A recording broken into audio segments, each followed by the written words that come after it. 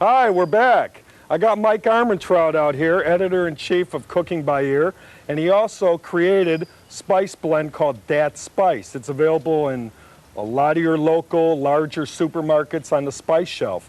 And Mike, give us a little couple words on Cooking by Ear. Cooking by Ear is a newsletter that I put together for initially to advertise the spice. But I mean, the people started calling and writing, and suddenly I had 2,000 people reading it. Right. So it's expanded. We have about 24 pages, usually 100 recipes, and it's fun. We have a fictional character called Chef Danger, who's a chef that dabbles in black magic a little bit, and we have fun with it. So basically, you got some voodoo in there and some joking. Got some voodoo. And I've looked at the recipes, and they're really good. So. Well, it's interactive too. We have a lot of people send in emails. I always say I have associate editors. Right. You know, 100 of them. Right. In the field. Right. Exactly. Exactly. Well, we got some really nice pork chops here, and the recipe that you're going to prepare, when I looked at it, is simple, and it's something that you guys can do at home on your grill, whether it's gas, charcoal, whatever you have. Today we're using the Tech Industries infrared grill, the Sterling model, and what do we got to do, man? All right. What I did is I'm calling these slow and low pork chops.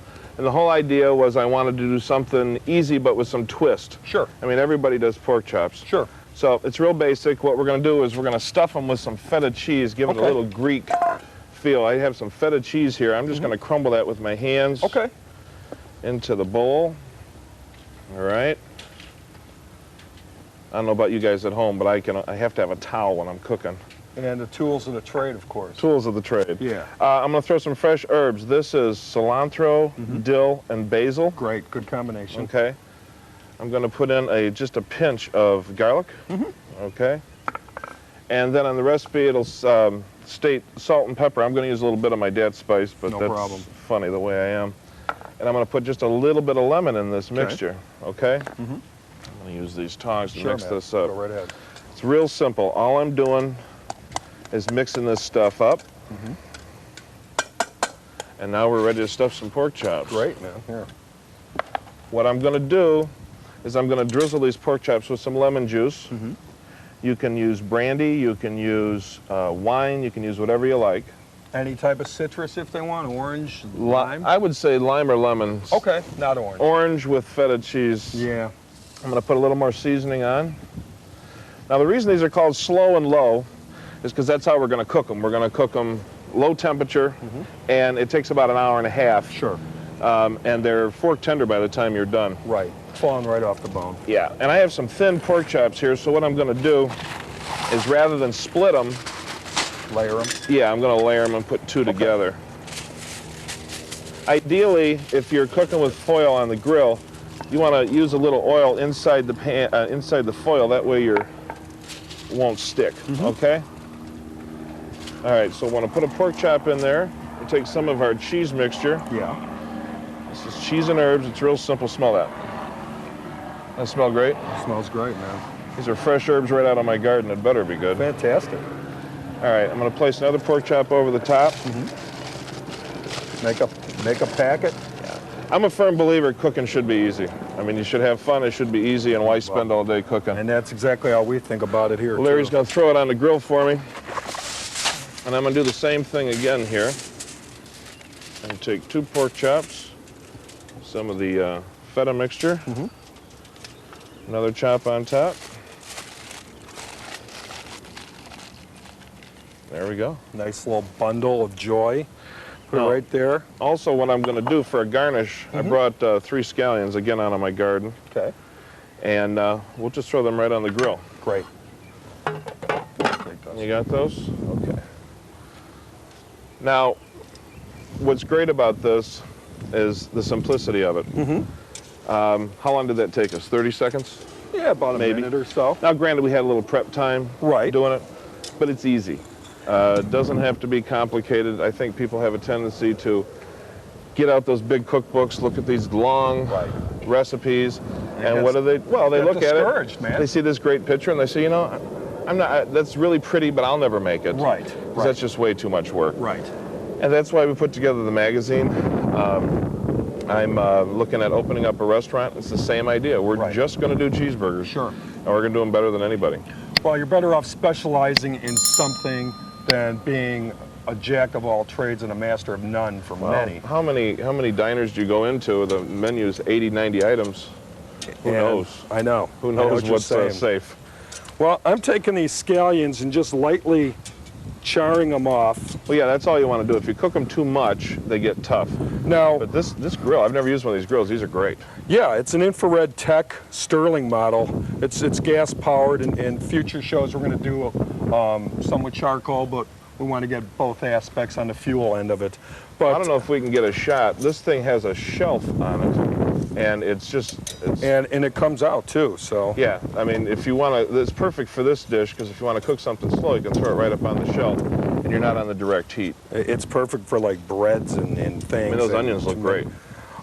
We got some that we did in advance because this recipe does take about an hour and a half, and we've got these little bundles of joy. Because I know we're going to have to sear off those to give it a little bit of browning. Right. So we're going to make an adjustment on heat, but that's pretty what easy. I did when I cooked these were a little thicker chop, and I did stuff them. I cut a pocket and stuffed them. And when I cook them, I like to sprinkle a little bit of the cheese and herbs on the outside because it's going to cook on there. But you want to go directly onto the fire, right? Right, yeah. Okay. We're going to go directly onto the fire to get the brownness. That's already fork tender. That cooked about an hour and a half on the grill.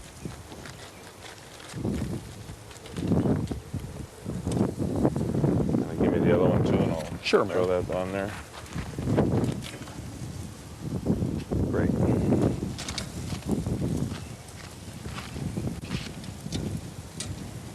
Cooking in foil, you know, your traditionalist will say, well, no, it's got to be on the fire. But for something like this, I mean, you can see that is just tender. Coming right away from the bone. Yeah. Grab that. And if you cooked it with the cheese on the grill directly, it would burn. And I mean, this was real nice. I did this, literally you can just throw it on the grill and not even worry about it. Flip it every half hour. Well, that's what we like because ease of use, because everybody has to do this in their house because that's what we stress. Oh, those green onions look great. They do. Now flip it. And what do we do with the au jus? Oh, the au jus, we're just going to throw that right on the grill. A lot of people, when they're cooking, they're afraid to put a pan on their grill, but there's nothing wrong with it at all. What I have there is a little bit of just natural stock. You can use beef stock, pork stock. You can even use chicken stock. Great. All I did was put a little bit of pepper and garlic in it, and that's it. See, now these brown up really nice. It's a great grill. Sure do, man. I like it. Yeah, yeah. Which plate do you want to use? Let's use this one. Scallions out. Yeah, I want to put those on first. I like using scallions. Well, they sweeten up really nice when you put them on the grill. Well, they're great to use for a garnish. Any way you want me to put this on? No, just throw it on there. Okay. One or both? Yeah, give us both. Okay. That other one, I think you can flip it over when you throw it on the grill. Oh, yeah. Perfect. Nice color. Stacked it there.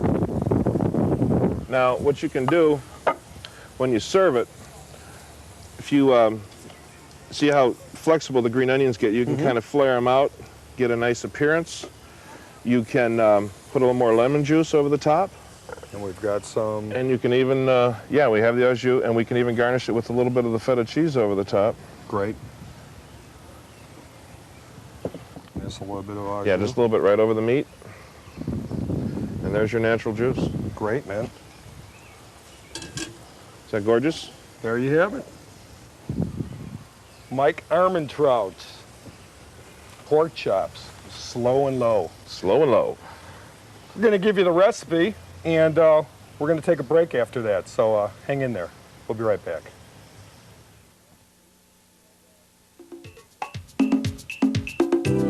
For the slow and low pork chops you'll need 1.5 pounds pork chops, 1/2 pound feta cheese, 1 cup au jus gravy, 1 teaspoon garlic minced, 1 teaspoon basil chopped, 1/2 teaspoon oregano chopped, the juice of 1 lemon, 1 ounce brandy, salt and pepper to taste.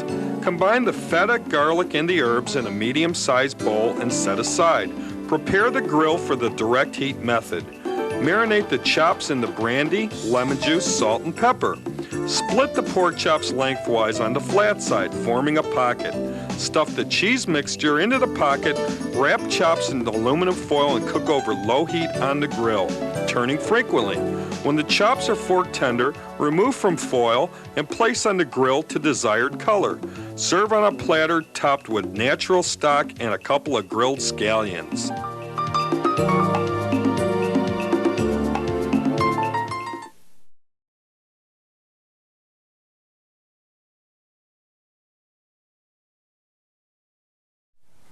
Hi, we're back.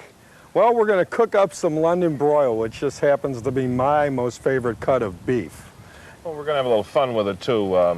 West Coast London broil. You got it. A little bit of difference. So we're going to make a fun sauce for it, Cinderella sauce. And Cinderella, is she going to be, we're not going to kiss her to wake her up during this, right? Well, it was between Cinderella and Barbie sauce. It's kind of a pinkish kind of sauce, and it sounded West Coastish. Cool, man. Well, let's do it. Again, we're going to be do something easy. We're not going to complicate everyone's life here. The London broil, a lot of people don't mess with London broil because they don't know how to cook it. Right. We get it at the restaurant, you know, it looks complicated. I know. It's not. It's easy cut of meat. It's fast to cook. Slice it thin and throw it back on the grill. This recipe is calling for a marinade just made out of store-bought French dressing. Sure, man. All right, you use that or Catalina or one of those things? Catalina, generic, you name it. Okay. And it couldn't be any easier, just putting it in the marinating bowl. Cool. I'm going to put juice from about a half a lime into that to cut the sweetness of the dressing. Citrus, any kind of citrus is a natural tenderizer too. Sure. You can use lemon, orange, tomato is a good natural tenderizer. All right. Now, what a restaurant would do is they would do a process of what they call jacquarding on the meat. Right. Now, we don't have a jacquard machine, but who does at their home? No. So we're just going to take a couple of forks, put them together, and we're just going to poke it. Now, what this does is it allows the marinade to go into the meat, and it also tenderizes it some. Yeah, because a jacquard is a spring-loaded device with several needles. You'd push down on the meat. Well, it serves the same purpose. Actually, this is more hygienic than a jacquard machine because they're really hard to get clean. This you can throw in the dishwasher. Yeah. Or as we can here with our handy-dandy picnic bench. All right. What I'm going to do is I'm going to put a little bit of salt and pepper on the meat to make sure I get an even coat. And of course, you could use dead spice for this, which I'm doing here. Okay. And we're going to just throw it in the marinade. Great, man. First time I saw this done, I said, ooh. Hey, salad dressings, man, are like... Italian is another one. Italian, you know, Caesar, and you use them as marinades and you use them for other things. Yeah, well, it has a natural sweetness to it, which is going to lend itself to the meat real well. And it makes a nice marinade. Now, you marinate this at home, you can do it fast like we did here. You can take it, you can marinate for an hour, you can marinate it overnight. It depends on what depth of flavor you're looking for. And you'll see when he flips this over that it'll caramelize on there. Right. Oh, that smells good. Yeah, like I say, the first time I saw it, I didn't get it, but it really works. And this grill sears it really nice, really quick. I'm very impressed with that grill because it's so versatile. You got the grill marks. You could turn it, quarter turn, get your you could get your crisscross thing going if you want the aesthetics of that. Oh, that looks great. I wish cooking on the grill was always this easy if I had somebody flipping for me all the time. Well, I know, man. It's great. And we're using high heat here to quick sear because London broil, you don't want to dry it out, you know? You're paying good money for USDA choice meat, so you don't want it to dry out. Well, and really all we're going to do is we're going to cook it to a good rare, and then we're going to slice it and put it back on the grill to cook it to whatever temperature everyone wants in the family. I mean, get a shot of that. That's what we're looking for right there. Yeah, that looks good. I wasn't hungry, but I am now. Well, and this grill, the way it's set up, those are very professional looking marks too. Usually you have the wider marks. It's almost like a French grill. Right, Very exactly. Nice. Very nice. All right, while Larry's cooking, do you want me to start the Let's go with the Cinderella, dude. Okay. Cinderella sauce has a lot of stuff in it, but it's very easy to do. Picnicking, I didn't want to do something hot. I want to do something chilled for this. Right. And London broil is something also, too. You can cook and actually serve at room temperature or cold. Mm-hmm. If you know, sure. There's no reason why not. Good sandwich meat, too. Put about a cup of mayonnaise in the bowl here. Some fresh herbs. Again, this is basil, dill, and cilantro. Some chopped tomatoes. Mm-hmm. I leave the seeds in. Right. A little bit of garlic. Okay. Important to this dish is the capers. Gotta have them. Yeah, capers adds real nice. This is almost like a remoulade sauce. Sure. Okay. Sure. Remoulade has a pinkish color from beets. We're going to get it from the tomato, and we're going to use a little bit of our French dressing so we can utilize that. Mm-hmm. This is 1 large green onion. Okay. And then I'm a big stone ground mustard. You can use Grey Poupon, any type of hearty mustard. Of mustard you want. Yeah. But I'm going to use a stone ground mustard. I'm going to put a little more because I like it. Okay. Hope we can mix that up and then let's get this thing sliced off. Absolutely. I'm going to put just a little bit of lime juice in there. Cool. And then so we have a nice pink color. A little bit more French dressing. Well, and it'll lend itself nice with the meat. Sure. Man, as I always mention, smell-o-vision. One of these days we're going to have it. But these steaks, this is awesome. And a nice color. Beautiful. There is a similar dish that I do. I call it Emerald Hollandaise. Mm-hmm. And it has that emerald type color to it. I'm going to put a little bit of spice in there too. Okay. I'm going to remove this to the cutting board, Mike. Okay. At least one of these units. And if you want to slice that guy. Right. What I was talking about before with the London broil, what makes this nice is how long has that been cooking? 3 minutes? Yeah. All right, so it's rare. It's good and rare, but we're going to be putting it back on the grill anyway. Mm-hmm. So I'm going to cut it against the grain. You always want to try to cut against the grain. Right. You can see the grain running through it. Sure. If you cut this way, it'll be tough. Right, stringy. Yeah, cut it against the grain as thin as you can. With this knife, it's quite easy, actually. All right, give me that beef, dude. I'm hungry. All right. Now what Larry's going to do is take this beef and he's going to do the same crisscross marks, but he's going to do it to each individual slice. So you're only talking about a minute or two for that to cook. What's nice about this, you can buy a couple of large London broils. I don't go any bigger than 1.5 pounds. No, and that was like right at 1.5 pounds, I think. Yeah, anything bigger than that tends to be tough or fatty. It has sinew, and it's not what you're looking for. But Dad wants his beef rare.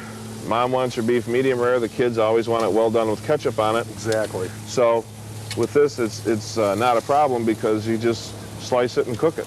Nothing to it. And it sears up really nice. Yeah.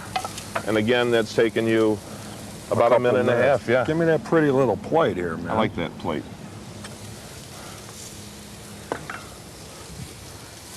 Do kind of a fan fold here. Now he's doing it the traditional style, just overlapping them slightly, like a ladder effect, and on the plate. You can fan them, you can do whatever you like. This is nice, he's using the center of the plate, and if you were going to do vegetables and potato, you could put them on both ends. Sure. You can do hot sauce for it, you can do a beef gravy, you can do an au jus. That's beautiful. Yeah. Now all I'm going to do, I don't want to cover this whole thing up. I'm going to give it a dollop and we got to go to break. Right? Yeah, I'm going to put a dollop right over the top. Okay. A little bit of fresh dill on the plate.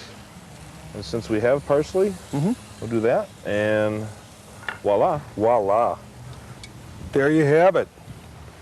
London broil with Cinderella sauce. Cinderella sauce. We're going to take a quick break right now and we'll be right back. Hang in there.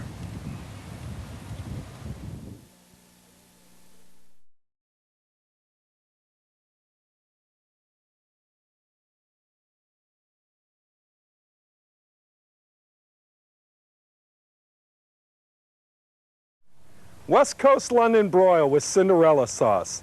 Let's take a look at the recipe. For the West Coast London broil and Cinderella sauce, you'll need 1½ pounds London broil, 1 cup French dressing, the juice of half a lime, a pinch of salt, and a pinch of black pepper.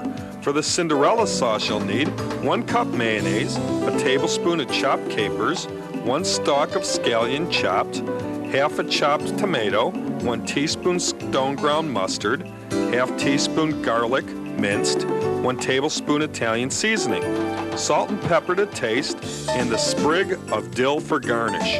Prepare the grill for the direct heat method. Marinate London broil in the combination of French dressing, lime juice, salt, and pepper for an hour. Grill the meat on all sides until firm. Slice meat thinly against the grain and place rare slices back on the grill. Cook to desired doneness. Combine all ingredients for the sauce and arrange meat on a serving dish. Top with a dollop of the sauce and serve immediately. Garnish with the fresh dill.